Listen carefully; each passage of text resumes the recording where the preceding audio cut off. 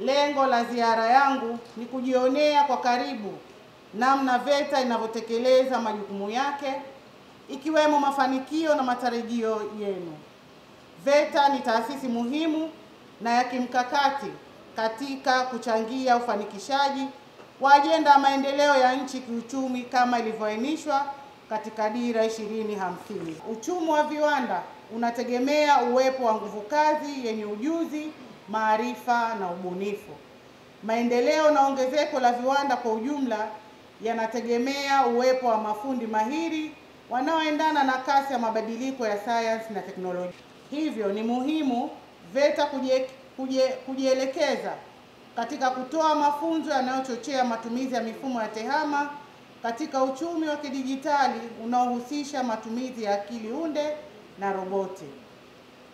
Mabibi na mabwana, serikali kupitia Wizara ya Elimu, Sayansi na Teknolojia imejipanga vyema kuhakikisha kuwa VETA inapatiwa vifaa vya mafunzo vya kutosha na vya kisasa, kuajiri watumishi hususan wakufunzi wenye ujuzi na mbinu za kufundisha na kujifunzia.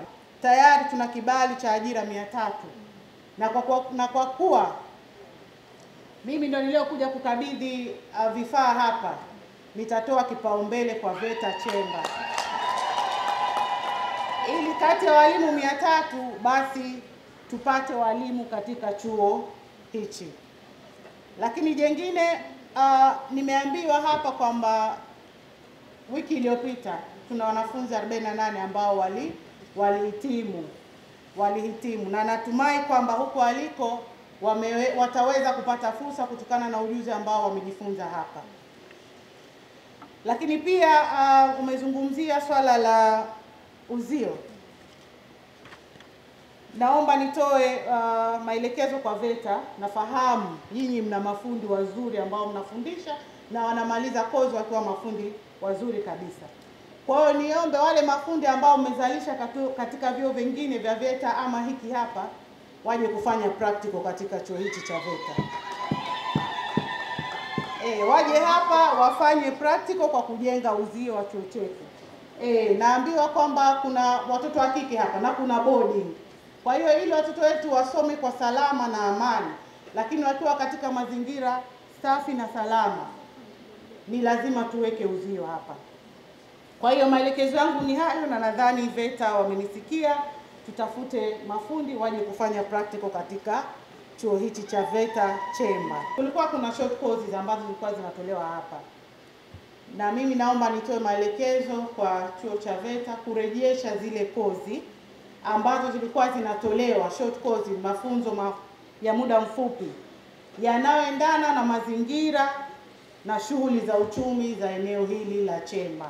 Wizara imekuwa inaweka kipaumbele kikubwa sana kusimamia eneo hili la mafunzo ya ufundi stadi ili kama ilivyokuwa matamanio ya Watanzania wengi kuzalisha vijana wenye ujuzi, wenye umahiri wa kuchangia katika maendeleo ya taifa lao kwa kujiajiri wao wenyewe au hata kuajiri watu wengine. Mheshimiwa Naibu Waziri, wote mtakumbuka sera ya elimu na mafunzo ya mwaka 2014 toleo la 2023 linaweka mkazo katika kujenga mfumo wa elimu na mafunzo unaozingatia ujuzi na ubunifu ili kuleta tija katika uzalishaji au katika kuchangia maendeleo ya sekta mbalimbali. Sera hii inalenga kuimarisha ubora wa mafunzo ya ufundi stadi na kuongeza ushirikiano wa taasisi za mafunzo na sekta binafsi ili kuhakikisha kuwa wanaopita katika taasisi hizo wanapata mafunzo stahiki yanayoendana na mahitaji ya soko na mahitaji ya ajira, lakini yale pia mahitaji ya jamii kwa ujumla.